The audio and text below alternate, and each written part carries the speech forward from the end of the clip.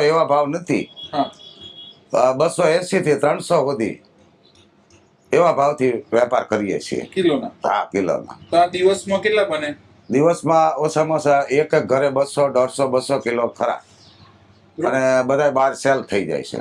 બરાબર. અને યાત્રિકો જે ગુજરાતમાંથી આવે છે એ વિદેશમાં પણ મોકલે છે હા. પેંડા.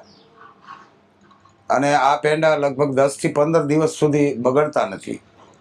તો તમારો એવો પ્લાન ખરો કે હવે જેમ બધા ખબર ફ્રેન્ચાઇઝી આપે છે, અચ્છા, કઈ રીતે? શાખાઓ આપે ને, હા, જેમ મેકડોનાલ્ડની શાખા આવે, પિઝાની શાખાઓ આવે, એમ પેંડાની એ શાખા પેંડાની શાખા અમારે કરવા પણ નથી. એની મેળે શાખા ચાલુ જ છે, ચાલુ જ છે. નામથી બાજા રાયસંગથી. હા, હા, સાચી વાત છે, સાચી વાત છે. અમે કોઈ જાહેરાત નથી આપતા, પણ વગર જાહેરાત અમારી જાહેરાત નામ ઉપર ને ભજનનો પ્રતાપ છે બાજા દાદાનો. નજીકમાં હનુમાન દાદાનું મંદિર છે. આ સાળંગપુર હનુમાનજી દાદા છે, એનો પ્રસાદ અમારા પેંડાથી જ થાય છે.